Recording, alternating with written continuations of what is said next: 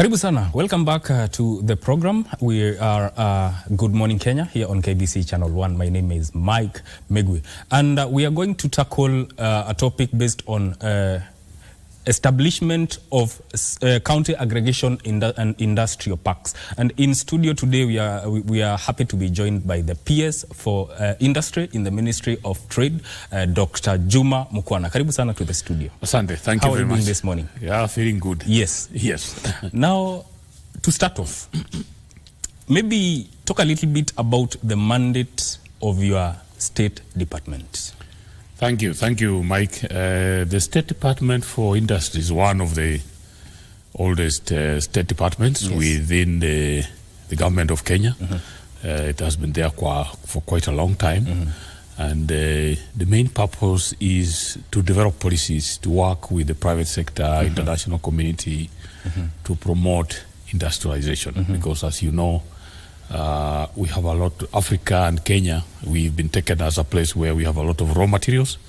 And so without industry, it means that either you don't get the real value of those products, or you are exporting raw materials for other people to add value and then re-export back to you. So we have a number of raw materials that we have, tea, coffee, milk, pyrethrum, maize, name it, so fish.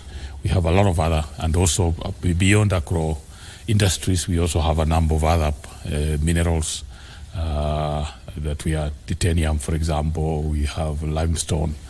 So we have quite a bit that we can add value to, and our work is to develop policies, to develop taxation measures, and create an environment that is conducive for us to develop our manufacturing. Yeah. Now, let's get into the County Aggregation and Industrial Parks project. Give an overview of it and its significance to the development of Kenya. Maybe before we come there, we can step back a little bit and say, what is the contribution of manufacturing to our GDP? 10 years ago, this contribution was quite high. It was about 20%. As we talk now, over the last 3, 4, 5 years, it has declined to 7.5. Not because our manufacturing went down, but because other sectors came up. Service sector, mobile telephone and others. So part of its decline is that we have other sectors that are now contributing to the GDP. But also globally, so that we put it in a proper context, you find that in Africa, we have not done very well in manufacturing, because if you look at the world population of about 8 billion, Africa has 1.3 billion people, meaning that our proportion of the world population is 17%. But if you look at the share of manufactured products in the world that comes from Africa, is only 3%. So we have a population of 17%. We are only manufacturing 3% of the world products. If we compare this with Europe, for example, Europe has a population of 9% of the global, but Europe is manufacturing at 25%. So you can see it is almost 3 times its size. And so as Africa, we have a challenge. If you look at it regionally within the East and Central Africa, Kenya is doing a little better than most of us. So actually you can almost say that within the East and Central Africa, Kenya is the most industrialized country. If you widen a bit to the African continent, of course, we are outcompeted by South Africa. Egypt is doing pretty well, Algeria, Morocco, and Nigeria. And that's why within the Kenya Kwanza government, we have prioritized the issue of manufacturing. Because this is the only place where you can create really many jobs. A factory is the only place where you can create 10,000 jobs in one place. And so when we came in, we looked at the model of manufacturing that we've been having. At independence, the model that we picked up, and because we didn't have a vibrant private sector, what the government did at independence was for the government to invest in factories. You can see the sugar factories, and we have well over 10. We invested in pan paper, for example. We invested in we had even the bacon factory here in Uplands. We have invested as government.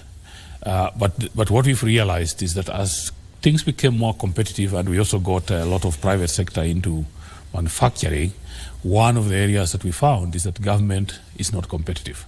So you'll find that a lot of the government manufacturing started to go down.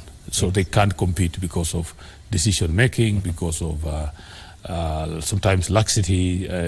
You need a very competitive mind. So you will see that a lot of government manufacturing has suffered. So you look at the sugar industry, you look at pan paper, you look at all these factories that we had started, and many of them, Portland, will be struggling and because there's a lot of cutthroat. For example, if you look at the cement factories, when East African Portland was set up in 1933, it was the only factory in Kenya. But today you have well over 10, and it's quite competitive. So you find that because of our decision making, we don't do very well. So the model that we are promoting is multi-pronged. So our role is to make sure that the private sector comes into this space. So our policies have changed quite a bit. And one of the things that we are doing is encouraging the private sector to come into manufacturing. But also what we have noticed is that we have not demystified manufacturing. Many people see manufacturing as a place for big boys. You must have a lot of money. And that is okay. So we are now having two strategies. One strategy is to promote the big boys, and that's why we have the EPZs, the export promotion zones, the special economic zones for the big boys. But for the small people, we have come up with a county aggregation and industrial parks. And our target is to have an industrial park in each county. So far, this financial year, we have budgeted to finance 18. And the way we are doing it is that the national government is contributing 250 million. The county government is contributing 250 million, so a total of 500. The county government has to identify land, a minimum of 10 acres. And then we've already gone into construction because 41 of these have already been tendered. And the idea behind the county aggregation and industrial park is we find the raw materials in that county. If you look at Narok, then you'll say they have livestock, so we can do meat, we can do leather, we can do maize, we can do wheat. If you go to Nakuru, we are looking at pyrethrum, milk. If you go to Nyandarua, we'll be looking at potatoes. So we look at what you have. And what we are doing through this initiative is we build up industrial sheds on these 10 acres. And then we're also working with the African Development Bank and other the development partners. We put in manufacturing equipment into this shed. But this equipment does not belong to the national government and it does not belong to the county government. It is what we are calling common manufacturing facility. So if we have put up a fish processing plant in Homa Bay and Otieno has his fish, he can book a day to come and process his fish, pack it, label it very nicely, leave, and then Onyango will come and he will also process his fish and go. So which means that the model that we are developing is that for you to go into industrialization, you don't need your own factory, you don't need your own employees, you don't need your own power bills, you don't need your own electricity. All you need is your raw material and your market. So if it's in Eldoret, we are looking at milling of maize. So you bring your 500 bags of maize, we design the logos for you, we decide how many of these will be half a kilo, 1 kilo, 5 kilos. We mill your maize, we pack it for you, and you leave. And then somebody else comes and does it, which means that small people with very small money can venture into this business. And eventually our idea is that if you use this common user facility and you develop your product and the market has accepted it and you're selling good volumes, then you can think about even starting your own factory. But that's the idea, that we really want to make it easy to demystify the fact that manufacturing is for big people. And that's a model that we are looking.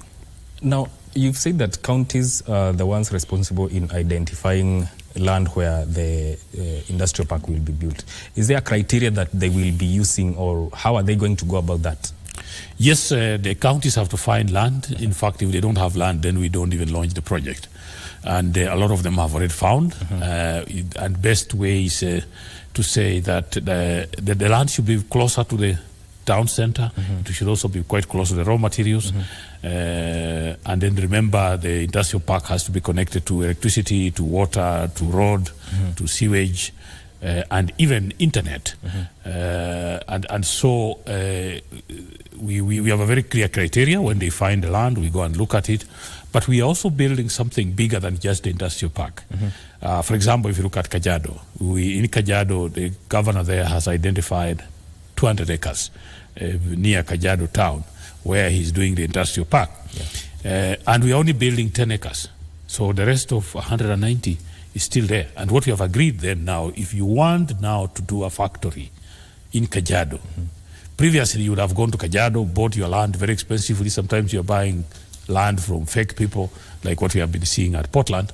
But now what we are saying is Kajiado has an industrial area of 200 acres. This industrial park is only going to build 10 acres. So today, if you went to Kajiado, and part of the county competitiveness, we are saying if you go to Kajiado, Kajiado will tell you now that as part of our competitiveness, if you want 20 acres of land to do a factory, we will give it to you free of charge. If you want to go to Vihiga, for example, we identified land in Luanda, about 15 acres. We are only building 10. So if you want 1 acre to do your nails, to the nail production, or maybe pulp to wire, you can go there, they will give you the land, you can build your factory there, and the land will be free of charge. So basically, the county aggregation and industrial park is creating a hub for manufacturing in each county, that each county for the first time is thinking of where is our industrial area. And this industrial area will start off as a county aggregation and industrial park, but because of the land that we have, if you go to Bungoma, we have nearly 100 acres that was provided to the industrial park at Sangalo. We are only doing 10 acres. So if you go to Bungoma today and you want to build your own little sugar mill or your own little dairy factory, they will give you 10 acres free of charge. And that is something that was not happening before, because then you went to the county. The reason why many people didn't venture into manufacturing is the land is very expensive. If you go to Kajiado, an acre of land is 10 million. So if you're looking at 20 acres, that's already 200 million. Before you even build, before you do a factory. So this idea, and the part of what we are developing is something called a county competitive index, that we have asked each county to tell us what are the incentives that you are giving to investors, so that if I'm an investor, why should I go to Nakuru and not Nyandarua? Why should I go to Nyeri and not Laikipia? Because Laikipia has given me more incentives. And that is exactly what we want to do. So we are creating a competition between the counties that as a governor, you have to make your county to be the most competitive place for people to invest. Because then if we have more investments going to the counties, then our GDP will start to grow, and that's how we are demystifying it. We are going to take a short break, and we'll be back to continue with this conversation on county aggregation and industrial parks. Stay tuned.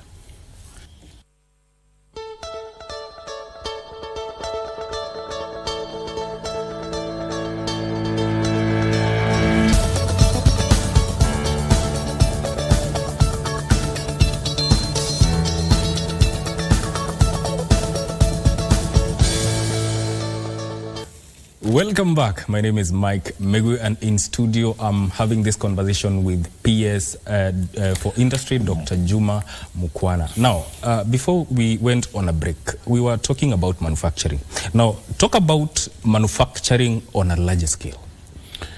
Yes, as I said, Kenya is a leader in manufacturing in the region. But still, if you put it in real terms, you'll find that, for example, if you look at the general goods that we have in the country, 80% of all the items that we are using within Kenya are imported. So we are only manufacturing 20% of what we need in Kenya, but we are also manufacturing for the region. So you find that a lot of Kenyan products, if you go to DRC, to Zambia, to Tanzania, you'll find us there. So that means that there's a lot of scope. If you are only manufacturing 20%, it means 80% is being imported. That's a huge gap for us. But we are also doing quite well. If you look at the area of milling, maize, wheat, cement, for example. Now we have 9 big factories doing cement, not just for Kenya, but for the region. The steel sector, making metals for construction and other areas where we are alcohol. So automotive, if you look at our vehicle assembly, motor vehicle, motorcycles and related technology, we are quite advanced in that space. And the way we are now developing it is also we are making it easier for big boys, for big people that want to come into manufacturing. One, of course, if you look at it, is that there's a lot of tax incentives. If you are bringing a factory into Kenya, then it's duty free. We don't charge you duty. So that is something that, and also there are a lot of tax incentives. Before this government came in, we had 3 areas that we had gazetted. The export promotion zone in Athi River, which is already full with nearly 100 factories or so in Athi River. We had also come up with Dongo Kundu in Mombasa, basically manufacturing on the sea. The idea of Dongo Kundu was that if you're manufacturing for export, you manufacture right there and you just put it on the ship and it goes.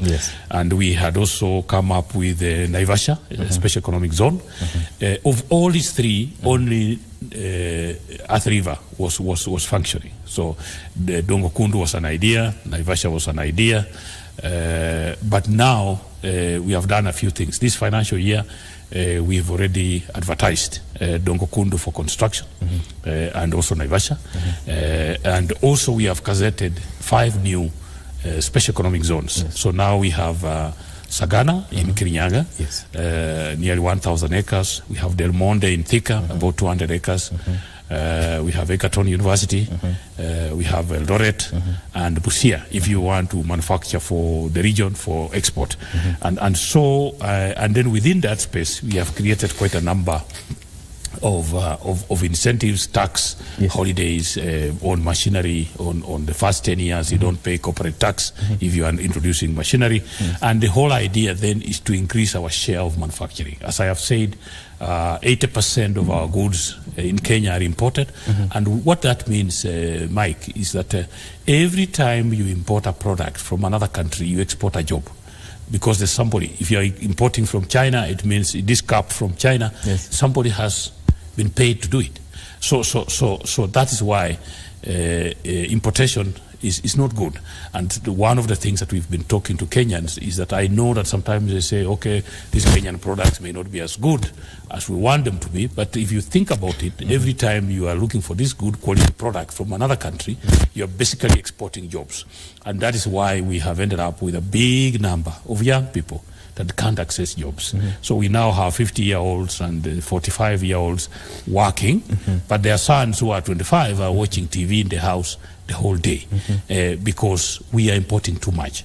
And one of the other things that we've done this financial year to try and deal with that issue is that we have identified products that we think we have excess production in Kenya and added a tax. So if you want to import something that we can make, okay, will not stop you from importing, but we have added something called import levy. So if you look at cement, if you want to import cement, if you want to import steel, paper, furniture, we've added on a 17.5% tax to try and make what you are importing more expensive than what we are making here, so that we can sell more of our own, and the more we sell, the more we create jobs. In the next financial year, we are looking at a number of products, so we are going to increase this list of items for which we will put extra tax to more than 100. And then the money that we are collecting, that tax, we are using it to create something called industrialization fund. Remember, we already have a youth fund and we have a women fund. In my view, if poverty was a disease and you are solving it using the youth fund or a women fund, you are only treating the symptoms. It's like you have malaria, but you're being given Panadol to lower the fever. So you see, we are creating a youth fund. Why? Because the youths have no job. We are creating a women fund because the women have no jobs. But if you had factories, then the women will have jobs. They will not even need the women fund. They will not even need the youth fund.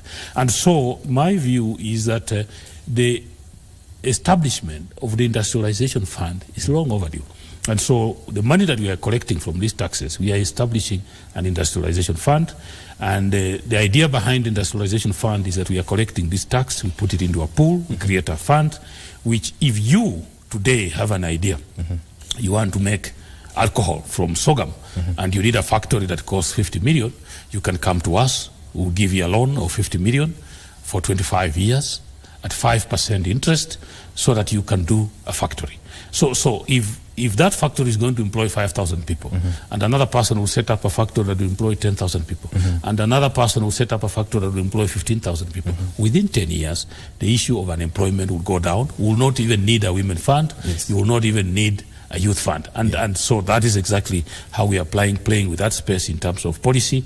And so the industrialization fund, we are now in the process of establishing it.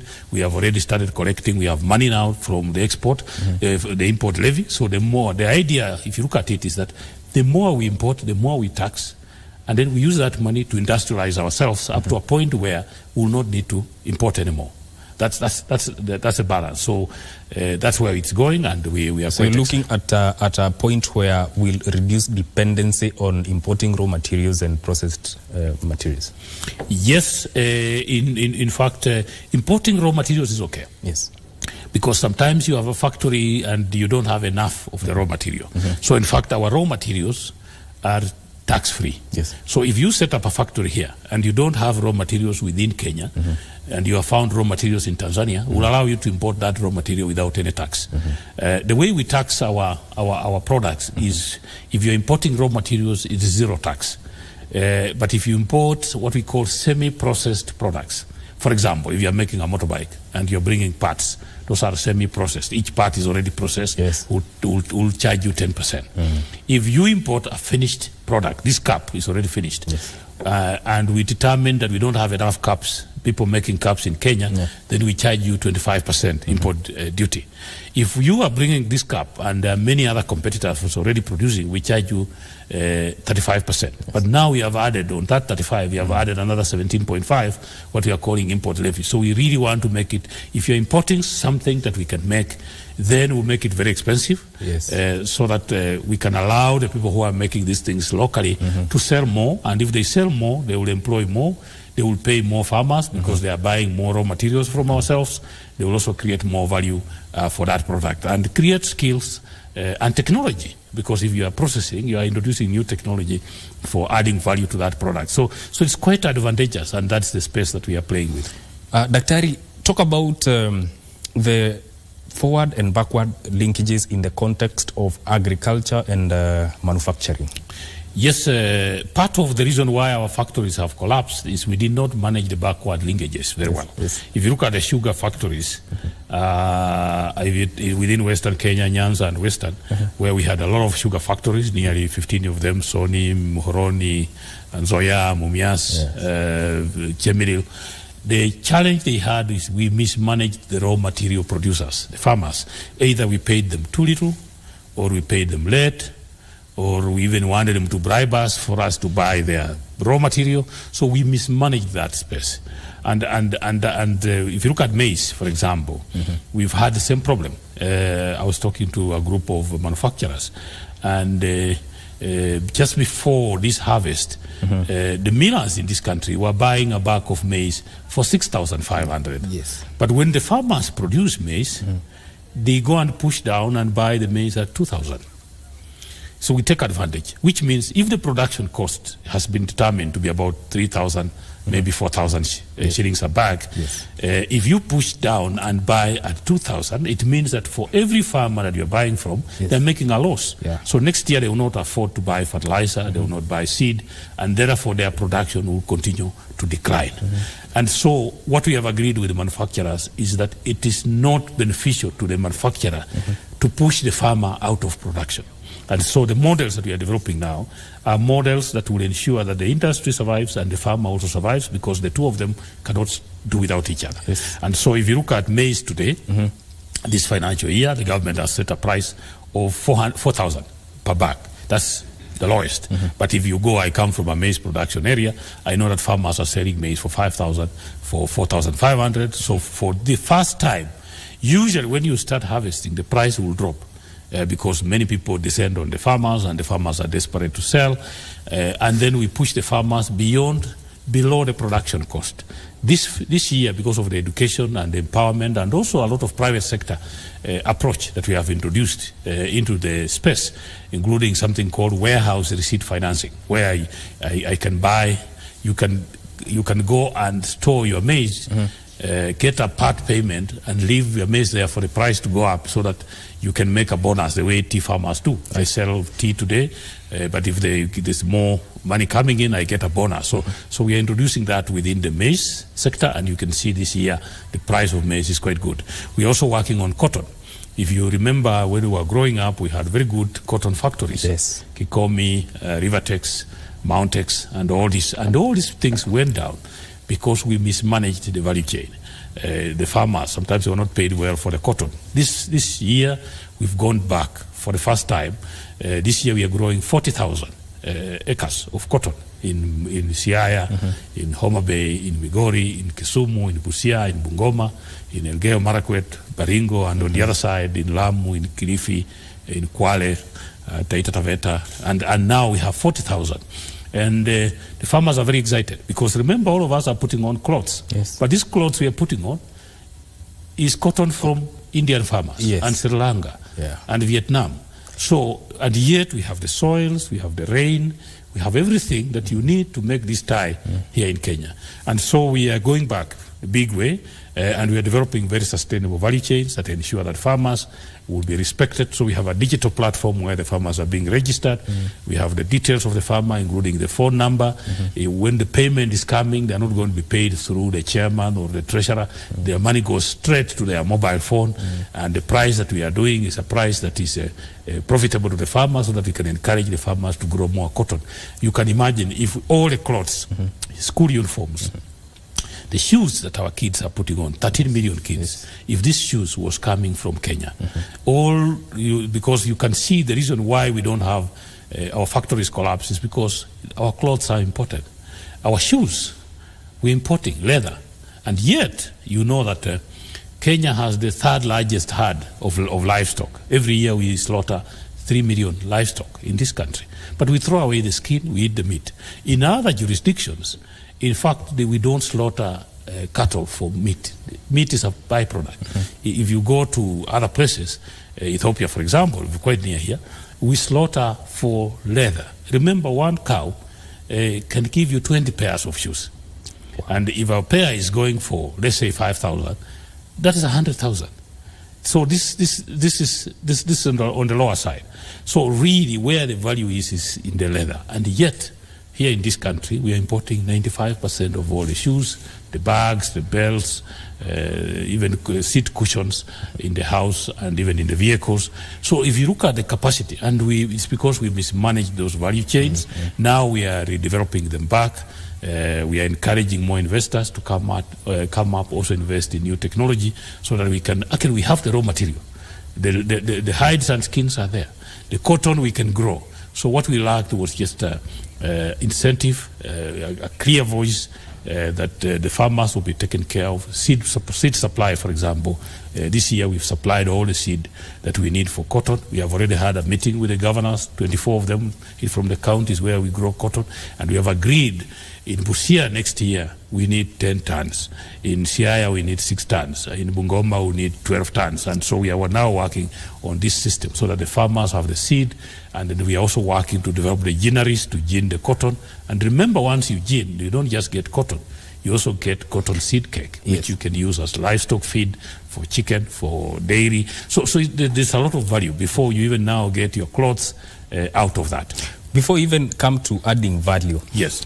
How are the industrial parks going to help in incentivizing the farmers? Because we in as much as we want to build these industries, the farmer there, especially in the agri sector, how are we going to incentivize them through the industrial parks? Yes, the reason why the farmers were being sometimes manipulated and given low prices was a lot of the people who are buying these raw materials were not adding value to it. So a lot of the people who are buying maize in Kitale and Eldoret are not milling They are just moving it from one place to another. Our idea is that if we start, you will be amused. You are in Kitale to launch the County Aggregation and Industrial Park. Yes. Kitale is producing nearly 20% of all the maize produced in Kenya. That's why we call it the breadbasket of Kenya. Yes. But yet, this maize, we produce the maize in Kitale, we put it into a lorry, we take it to Mombasa, to Mombasa millers. That is something like 700 kilometers.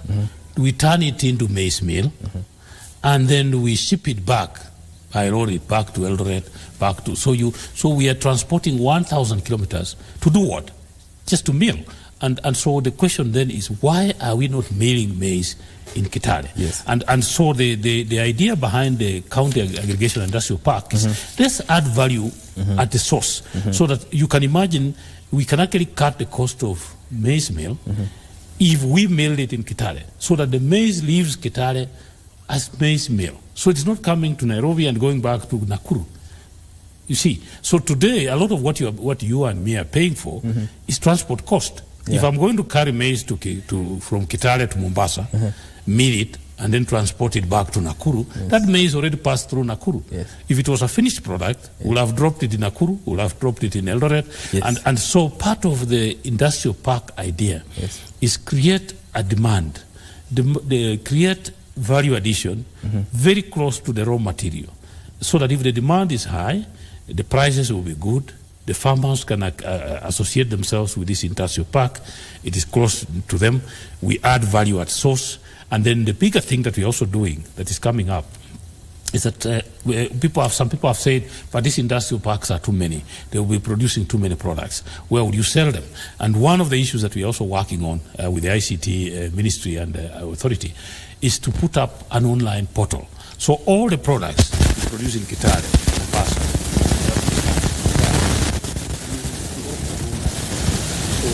go there, you find we are selling bells, we are selling shoes, we are selling clothes from Rivertex. So we will be selling made in Kenya. What we are, and the whole idea is we are saying we are promoting buy Kenya, build Kenya. So there will be a portal where you can go to buy these things, and we are also going to work with the Postal Corporation, so that if you buy something online, if you buy processed fish from Lodwar today, within 24 hours it will be delivered to your doorstep. So we are also piggybacking and bringing in e-commerce, that you can buy anything made in Kwale and it will be delivered to your house in Kisumu within 24 hours. So that's the kind of value that we are continuing with the conversation with Dr. Juma Mukwana, the PS in the Ministry, the PS in the State Department of Industry, in the Ministry of Investment, Trade and Industry. This is a conversation that every Kenyan should know about, because it's going to impact them in a bigger way, especially when these county industrial parks are established in the counties. We're going to talk about how it's going to impact the small scale farmer, the MSMEs, the bigger industries, and how counties can contribute to the GDP of this country. The conversation continues now, and as we talk about the county industrial and aggregation, county aggregation industrial parks. In the context of manufacturing, there is an ambitious plan of increasing the manufacturing contribution to the GDP to 15% by 2027. That is ambitious. How are you going to achieve that? Yes, exactly what I've been describing. Yes. Because currently the contribution of manufacturing to GDP is only 7.3%. We have targeted to take this to 25% in 2025 and take it to 15% by 2027. And you can see that, for example, these industrial parks, our idea is that within the coming 1 year, many of them will come into production. So we'll be not just creating value, creating jobs, but we'll be creating new products. If you look at the special economic zones that I've mentioned, 5 of them, new ones, export promotion zones, and even also the issue of taxation, the fact that we are taxing you to discourage you from importing, so that we promote local production. In fact, since I see it on my desk, I think in the last 2 months, I have received like 7 new applications of people that want to establish cement factories, something like 5 new applications for people that want to do steel manufacturing, automotive assembly. So there is, because we are saying we have created a good environment for you. Yes. If you want to bring a machine to do automotive, it is duty free. And we are also discouraging those who are importing, that if you are going to import a car, then it will cost you. For example, you know that within this space called Buy Kenya, Build Kenya, yes, all government agencies are required by law to buy 40% of all their requirements from locally made goods. So already that's a big space. And every year we produce a booklet that guides, that has a list of all the products that we manufacture in Kenya. And we are encouraging that we buy from Kenya so that we support Kenya. So it's achievable. It is something that we are pushing very hard because that is the only way that you can then create jobs for young people. So now, how are you going to involve development partners in furthering the infrastructure development and market linkages and other areas of support in the bigger context of these industrial parks? Yes, in this project of the County Aggregation and Industrial Park, we are working with a number of partners. As I indicated, we already have the World Bank is supporting, for example, the feasibility study to identify which product should be manufactured in which county, so that the counties are not competing. So we are saying, what is Kirinyaga going to do? What is Murang'a going to do, so that it doesn't compete with Kiambu and so on. So, for example, we have a very clear scientific study that will identify 3 to 5 value chains for each of the counties. And remember, we are going beyond looking at agro-processing. We're not just looking at maize, wheat. We are also going beyond to look at people who want to make wheelbarrows, people that want to make jembes, people that want to make slashers and pankers, papped wire. So we are looking beyond agro-processing. Bicycles, people want to assemble that. And so we also have had an offer, for example, from Equity Bank that has put on the table 250 billion for anybody who wants a loan to buy machinery to invest in the county industrial park. The African Development Bank is quite in that space. The India Exim Bank is also interested. So we have quite a lot of stamp bit in that area. Yes. So the whole idea then is to complete the construction, have the machinery, and kick off a project in each of those counties. Yeah. So how does the ministry intend, especially your department, how does it intend to increase export of processed agriculture and livestock products from the current stagnation of 16%? Yes, we are doing a lot of work. My counterpart from the trade, I am in industry. We have PS Kombudo that is dealing with trade. He has done a wonderful job because I know, for example, he just completed the Kenya-EU bilateral agreement. This Kenya-EU agreement has been on the table since 2013, and it had never been completed. Within 1 year, he has actually completed it. And what does that mean? What it means is that Kenya today can export to 27 countries within the European Union, duty-free, quota-free. And the number of products in question is nearly 10,000. So we have already opened the space. Within the EAC, the East African region, remember we used to have only 3 countries, Kenya, Uganda, Tanzania. Now we have about 7. So we have brought in Burundi, Rwanda, DRC, South Sudan, Somalia is almost coming in. And this is a market of nearly 400 million people. And Kenya is a bigger player. If you look at it, I've said we are the leader in manufacturing. So already as you open up those markets, you need more products for you to sell to South Sudan, to sell to Somalia. And so we are not just manufacturing for Kenya. Remember, we treat the common market within East Africa the same way I sell in Kenya, I sell in Uganda. There's no tax. And Tanzania, it's a common market.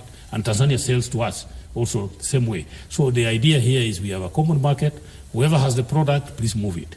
And so for us now, we've created this next week. You know that we have the road show to the DRC Congo. So we're taking nearly 400 Kenyan investors by road with a lot of noise and vehicles. And we are going into DRC to say what is it that we can invest.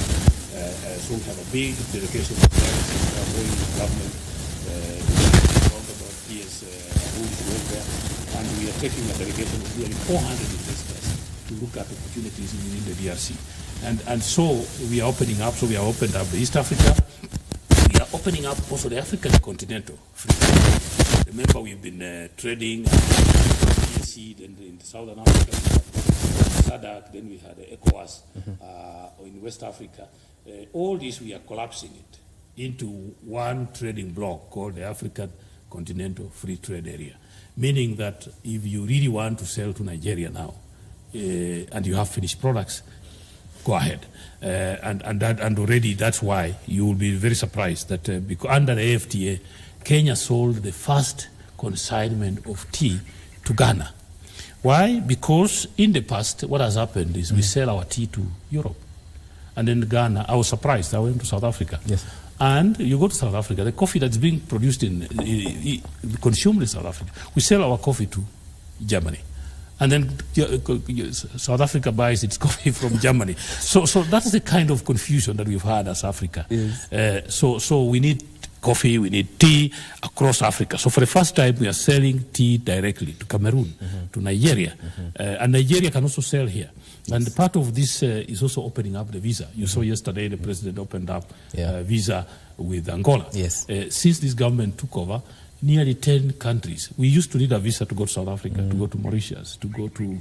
All this is coming down because we are saying we cannot have free movement of goods without free movement of people, because people must travel to do business. Yes. And all this is tight. So, and then the final one is the U.S., the Kenya-U.S. STIP, what we are calling Strategic Partnership Agreement. Yes. This is also very, very advanced. So we are working on a very elaborate strategic agreement. Remember today, Kenya, the largest exporter, the trading partner with Kenya is the U.S., and we are selling textiles. Many people don't know that when you buy these clothes, Gucci, these nice jeans, they're actually made here in Athi River, here in Kenya. So we are selling apparels and textiles. Kenya is a leading exporter of textile, which we make here, to the U.S. And yet we import what we need here. So it's a bit of a confusion. So within that agreement, you know, for example, we have signed an agreement for Moderna to set up a factory in Tatu City, which is a vaccine making. Remember, the whole of Africa, all these vaccines that we give to our children, we don't make one of them. We import all of it. Africa, with that population of nearly 20 million young people that need vaccination, we are importing. So we are going to put up, for the first time, a factory in Kenya that will make vaccines for Africa. And so this is the kind of initiatives that we are looking at. And so we are not just growing the local market, we are growing the regional market, the European market, the US market. And so we want more people to manufacture so that we can then tap into this agreement. Talk about the industrialization conference that is.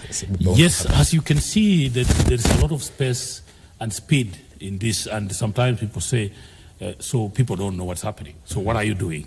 And so between 20th and 22nd of November, we have what we call every year we celebrate what's called the African Industrialization Week. We celebrate the efforts that Africa is making in industrialization. And this year in Kenya, we have decided to put it together with the Kenya Industrialization Conference. That is 20th to 22nd of November at the University of Nairobi. This is going to be the first industrialization conference since we got independence. You can imagine. And the whole idea is for us to discuss, to bring industry stakeholders, bring universities, bring experts from China, from India, to tell us how did India industrialize? What lessons can we learn? How did Japan industrialize? So we've brought a very exciting team. How did Europe industrialize? What mistakes did they make? What should we avoid? So it will be a very vibrant. It will be opened by His Excellency the President on 20th of November. It's a very, very vibrant place. And we are going to, this dialogue that I've given you here, we are now going to discuss in a bigger way so that we have, it's more like public participation because we have industry there, we have manufacturers. So it will also help in the implementation of the industrial parks? Yes. And we'll create more awareness. We have invited even the potential investors to come and listen to us, investment incentives and so on. So it will be a 3-day conference where we really want to invite everyone to come there. It's going to be a vibrant discussion. And as I've said, this is going to be the first ever industrialization conference in this country that we are, and from now onwards, we're going to do this every year.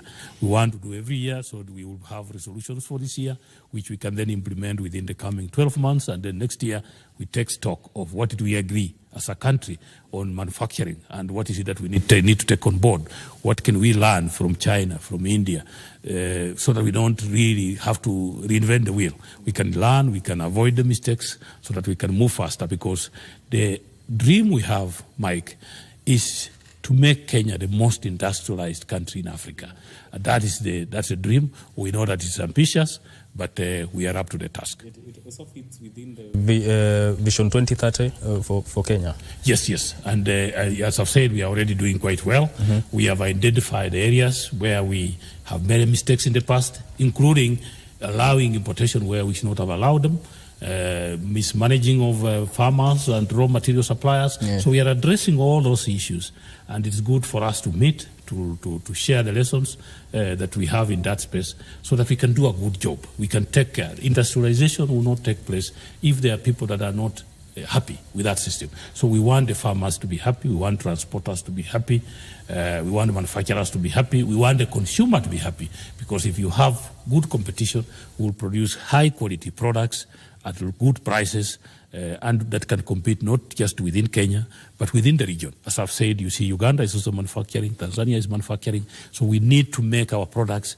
more competitive. So that is part of the conversation that we want to say. How do we make Kenyan-made products more competitive so that we can not just sell within the East Africa? Now we have a market for the whole of Africa. That's 1.3 billion people. So basically, the idea is we have opened up the market. We sell what you can, if it is competitive, if it's good quality. So really that's where it's going. And Kenya would like to play a big role in both in the East African and in the African and even the global space, because currently we are already exporting a number of goods to the EU, you know that, flowers, horticulture, and we are doing tea, coffee, and we want to go beyond that to bring in other non-traditional products as well. It will be an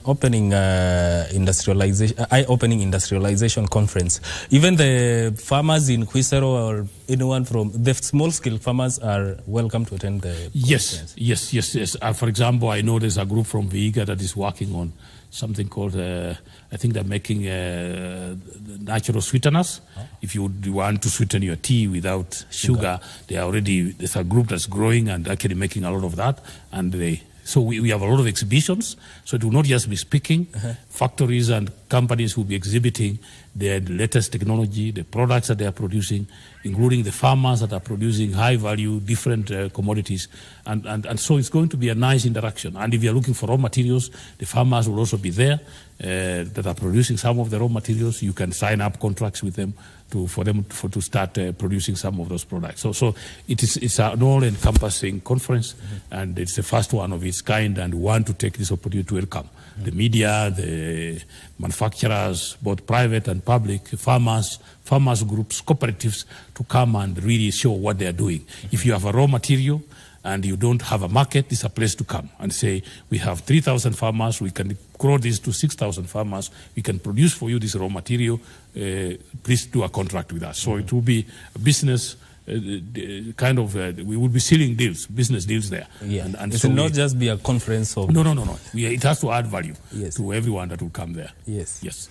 Now, in your own assessment, as we wind up, how do you think the industrialization packs will impact, the general impact on the country, regionally and globally?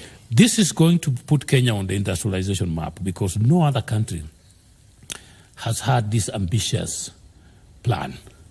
If you have 47 manufacturing hubs across the country, and each of these counties manages beyond these parks to attract another 3-4 factories, we definitely would say, if it worked well the way we are planning it, within 5 to 10 years, this will be the most industrialized part of Africa, because no other country has had that ambition. And the good part of it is that these parks are not being funded. We have partners that are coming in, but they are primarily, this financial year, the government of Kenya is putting in 4.7 billion.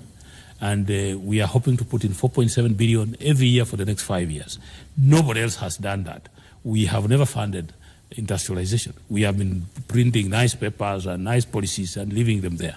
This time, we're not just printing papers, we are printing papers and we are developing ideas, and these ideas are getting funded so that we can actually move from paper to action. You can imagine, Mike, if from 1963 we had created an industrial park in each county, and by now, let's just say, even if you have one factory in each of the 47, even just employing 5,000 people, that's a lot. That's 250,000 people. That is the kind of opportunity that we are missing, and that will cut back a lot of the things that we are importing. We are importing because we neglected manufacturing, but we are saying we are not going to neglect it anymore. So as we build our manufacturing, we'll close the taps of importation, and we want to open the taps of export and also buying Kenya, build Kenya. So the message I want to take to Kenyans is, however bad you think a Kenyan product is, let's build it. When we started in 1990s, when Kenya produced the first Nyayo Pioneer car, India was producing the Mahindra car. When President Moi was launching the Nyayo Pioneer, India had just launched the Mahindra, the one that was smoking and people were laughing at it. Today, 30 years down the line, look at Mahindra. It is a world-class car. Our Nyayo Pioneer did not move because we thought it was not good. So my parting shot is, we shall only grow manufacturing in Kenya if Kenyans can learn to appreciate Kenyan-made goods. So we want us to be selfish. Please buy what is made in Kenya, because that is what puts food on the table. That's what employs your son. That's what employs your daughter. That's what employs your neighbor. Asante sana Daktari. Thank you for coming to Good Morning Kenya and sharing information concerning the industrial parks. Thank you. We have been talking to Daktari Juma Mukwana, who is the PS State Department for Industry, as he has told us about the establishment of county aggregation and industrial parks. This has been very enlightening, and we're going to take a short break and we'll be back with more. Keep it KBC. This is Good Morning Kenya.